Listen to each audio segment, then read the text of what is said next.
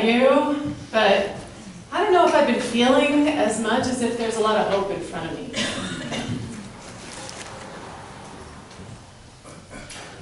It's been a challenging summer, to say the least. So how do we hold that?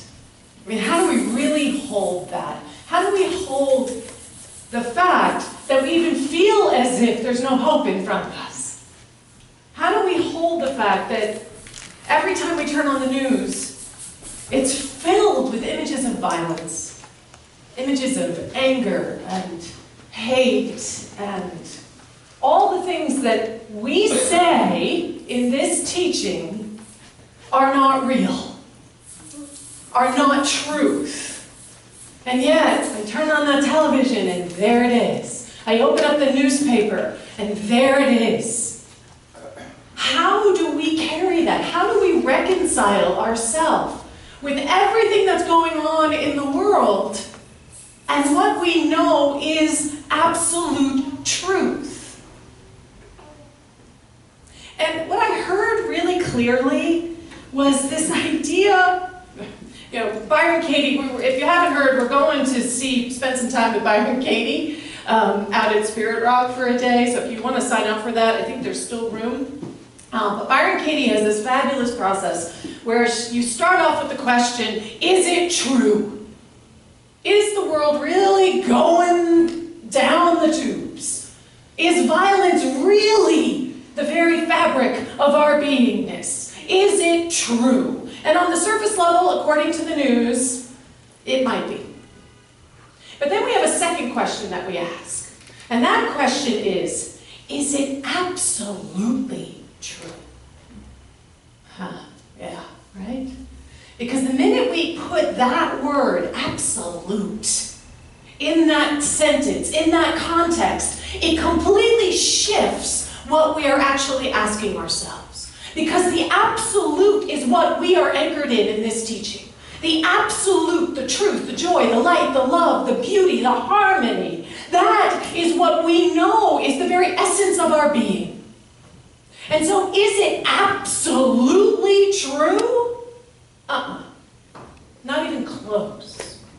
Like, not even close. Because the absolute is the field of infinite possibility. The absolute is that field of infinite expansion. In the absolute, anything is possible.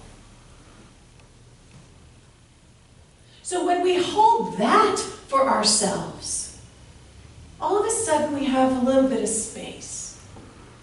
We have a little bit of literal breathing room, right? There's a larger picture. There's a larger picture at work. And yet it is so hard for us to see that larger picture.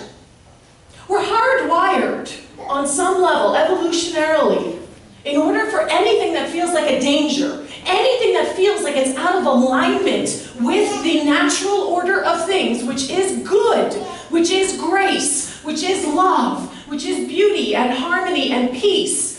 Anything that is not in alignment with that sends off all kinds of warning bells in our systems because it's dangerous to us. And so we pay attention to it. And evolutionarily, if we paid attention to the danger and we were able to react to it and we were able to adapt around it, it meant we survived.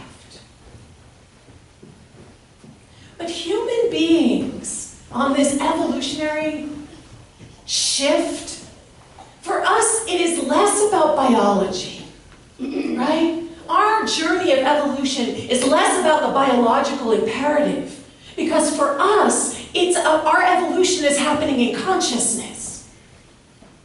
We don't actually have to grow claws, because in our consciousness, we can actually create something that will serve as a claw, and we can do it now. We can do it today. We don't have to wait 1,000,000 years in order for our claws to form. We can create clothing for ourselves. We don't have to learn how to grow fur. So for us, this evolutionary process is right now. It's that fast. It's that immediate. It is our greatest gift that we are that adaptable, that we can grow and change and shift and move with it. It is our greatest gift, and it is our greatest challenge. Because it is precisely because we are so quick and we're so adaptable. And we want to take it and work with it and figure it out. And how are we gonna survive this? When we feel that something is coming at us that makes us afraid, or is hard, or painful, or scary, it absorbs every single bit of our attention. And what do we know in this teaching happens when you place attention on something? It grows, right? What we give our attention to gets stronger and more powerful and more present in our life. We are called, I really believe this, guys, in this teaching, we are called to be on the leading edge of consciousness, to shift that evolutionary call so that we are not operating from fear and danger and something's going to hurt me and it's all about survival. We are on the leading edge of consciousness that is about thriving. There's a big difference between surviving and thriving. And we are here to thrive. We are here to be love, to move from love, to stand anchored in love. But can you see it? Are you willing to see it? Do you even know that it needs to be looked for? You hear all of these statistics out there about just how horrible the world is. And I found a whole bunch of things online. God, I love the internet. So this, from the 1940s until now, look at the change for the better that has occurred regarding people dying in war. I mean, look at that. Look at how far we have come in our consciousness of peace. That is now how, now granted, anyone dying in war is a horrible thing, but look at how far we have come. Child mortality rate in 25 years has been cut in half. That was because an intention was set. The UN set an intention to cut infant mortality rates. And when they set that intention, look what happened in 25 years. Cut in half. Same thing with measles. They set the same intention with the measles. Look at what was done in 25 years.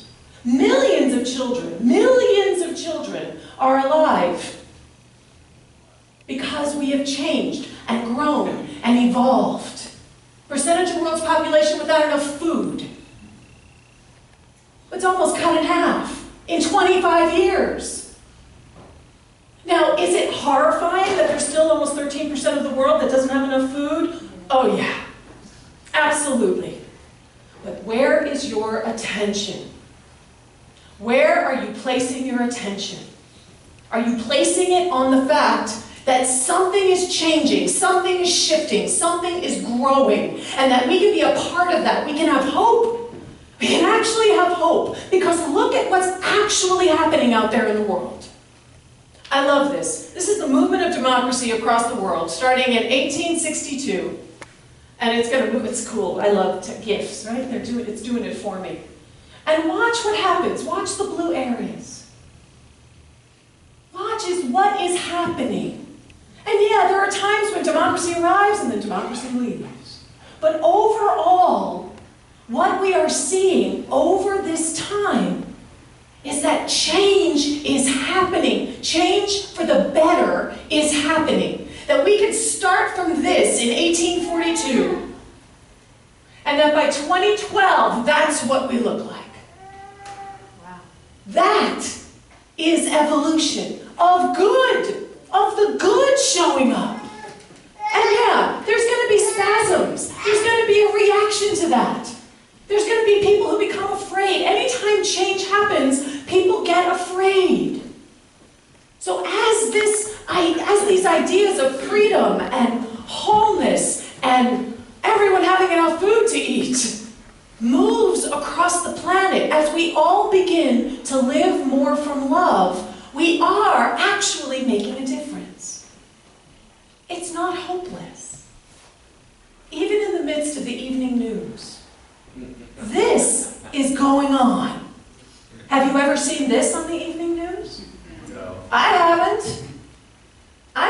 seen this? And it's because we're hardwired to pay attention to what's wrong, and the news is giving us what we're going to pay attention to. Right? We're going to try to pay attention to the thing that's going to stand out in the flow of good. What do they say? They say it takes 5 good experiences to equal the impact of 1 negative experience. Right? So how do we hold that? Because I don't believe, I really, truly, and honestly do not believe that this hard wiring means that we are stuck here. We are an evolving being. So yes, maybe our first knee-jerk reaction is to beware of the danger and to try to keep ourselves safe. But we have within us the capacity, the ability to move beyond that. Because we do it all the time. We do it all the time. But it asks that we practice. It asks that we stand in the principles that we know, that we actually believe in. So what's on your mind and heart regularly? Really? Like really, what are you carrying in your mind and in your heart and in your body on a day-to-day, moment-to-moment basis? Because guess what? That's a prayer. That's meditation. Are you communing with your doubt? Is that what you're spending time with? Are you spending time sitting with your fear and your frustration and your anger? Where is your attention?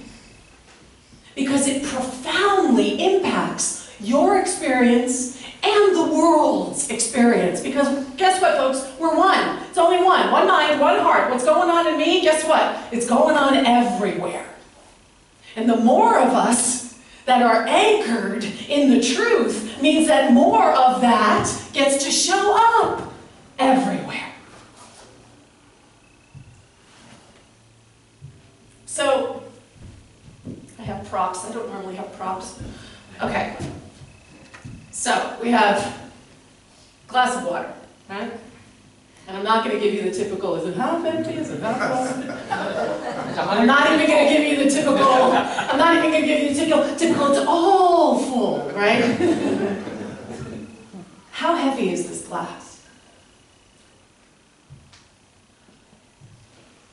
Do you want to answer? 6 ounces. 6 ounces. Depends how long you hold it. Thank you. So if I hold this for a minute, 6 ounces is no big deal, right? If I hold it for a half a day, then all of a sudden my arm is going to start to get a little tired. It's going to start to get a little shaky. I hold it for a whole 24 hours, maybe I'm going to start to feel numb. Maybe I'm going to start to feel a little paralysis standing in there, right? Tension. And there's going to come a point when I'm going to give up and I'm going to drop it. What are you carrying in your heart that is heavy? What are you carrying that is holding you down? That is bringing you into a state of paralysis? That is bringing you to the state where you think you need to give up?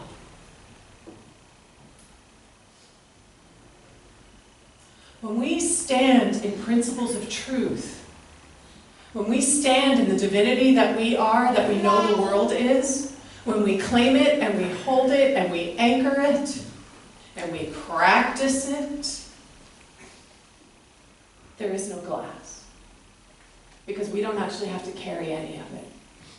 Instead, we are carried. Instead, we are held. Instead, we get to truly be in that divine flow. We get to be that co-creative space, the arms, the hands, the voice of the divine that is love, that is grace, that is beauty, that is harmony.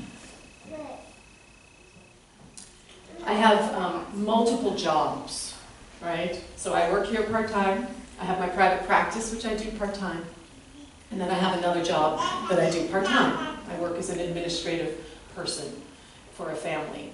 And I actually really love that job because it's easy for me. I'm one of those people where organizational strategy stuff is kind of a piece of cake, right? I can do it with my eyes closed. Doesn't take a lot of heart from me, right? It's just something I can sort of do. And in the past 2 months, that job has gone from being something that I can kind of do with my eyes closed to a living hell. Honestly, living hell. Any of my prayer partners, my poor wife, just navigating me in the midst of this living hell, right? Just unbelievable, the amount of work, the amount of stuff, the amount of stress, the amount of time that I have been putting into this job that was supposed to be nothing. And last week, I was sitting there and yet another thing got put on my plate, and I just started to cry. I just broke down crying. Of course, my boss, the family that I work for, were like, whoa, whoa, whoa. Because, you know, I don't cry. I'm the capable one. I take care of things. I totally had a meltdown. And Chris looked at me and just said, this is not good, honey. The master of understatement. And I thought, she is so right. And I had been saying through this whole time, right? I've been saying to myself through this whole time, I just have to get through till, actually, this weekend. I just have to get through till the 24th. I can just make it to the 24th. It's going to be stressful, it's going to be horrible, but I just need to get through the 24th. What kind of affirmation is that? And let me tell you, I was living it. I was living it. I created my own experience of it because my attention was only on what was stressful. My attention was only on the things that were making it hard. My attention was not on the larger picture. The larger picture of that job is that it is a very, very, very small part of the greater aspect of my life. In fact, in terms of percentage of importance in my life, it's like this. And what happened because I lost that larger picture was its importance became like this. It was all I could see. I couldn't see anything else. And I thought, okay, use my tools. I'm going to do my practice. So of course, in the midst of all the stress, what had happened to my meditation practice? Woo! That had gone out the window, right? So, which is hilarious, right? The thing that will help you the most is the first thing that goes. So I started my meditation practice up again. And as I was sitting there on my cushion, where do you think my attention was? On that friggin' job. It was unbelievable. It would not stop. It was constant. I mean, it just, and then I just started to laugh, right? Because I realized I was doing this to myself. The job wasn't doing this to me. I was doing this to me. I was the one who was turning myself inside out. I was the one who was placing my attention in all the ways that were going to increase my stress, increase my anxiety, increase the fact that I hate that job right now. Right? Yeah. I was doing all of that. And it was very hard to stop because it becomes a habit. But because it becomes something that's familiar.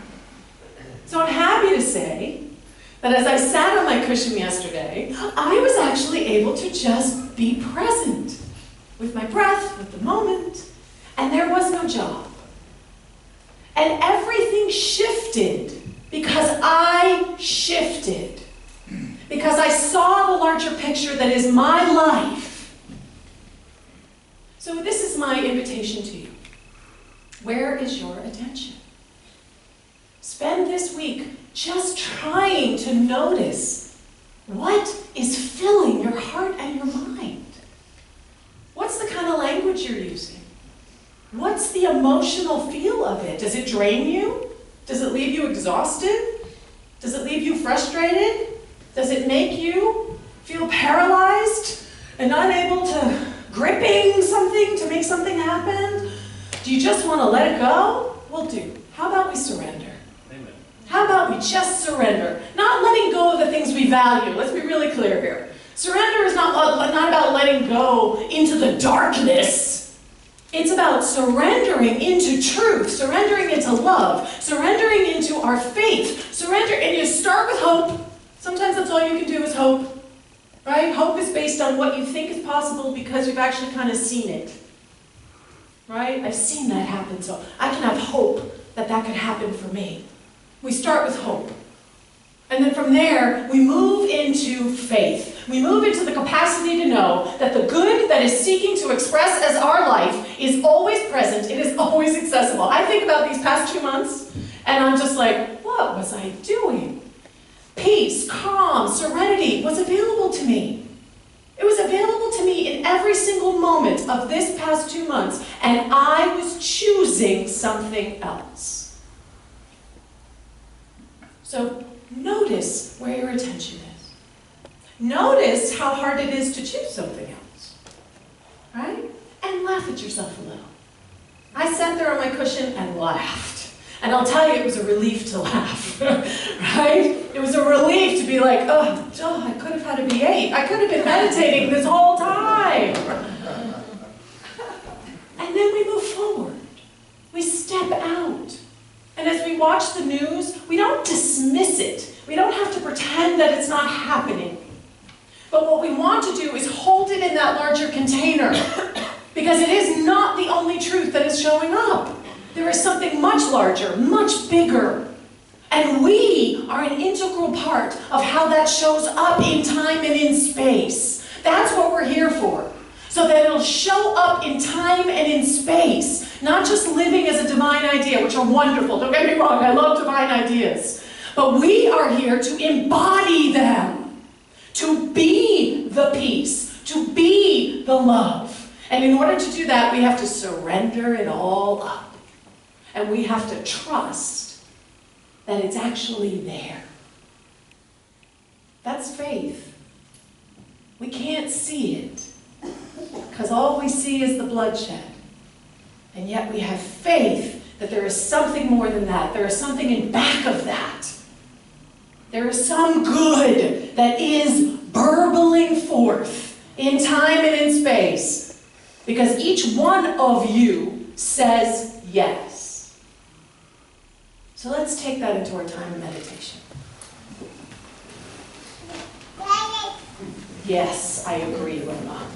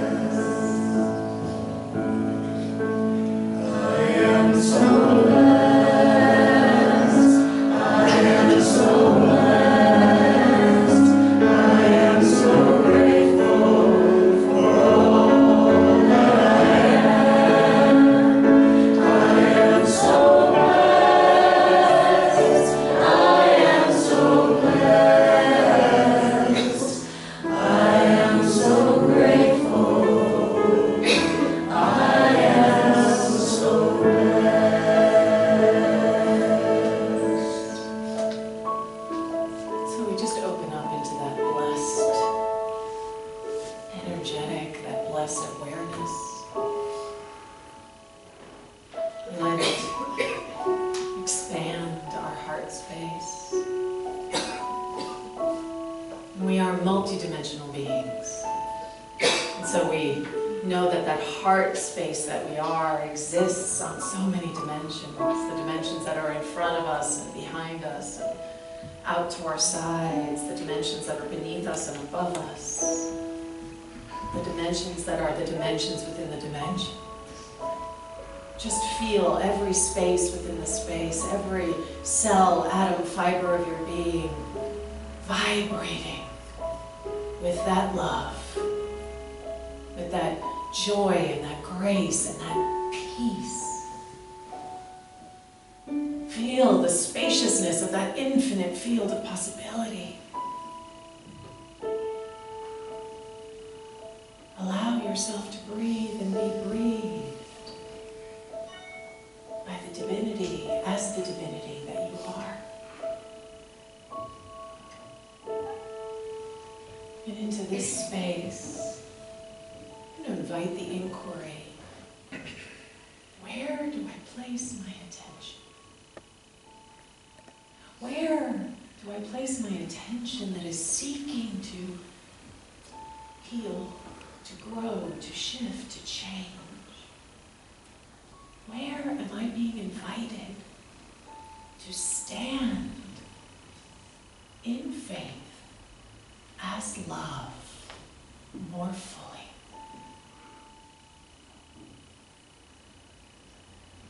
We'll take this inquiry into the silence.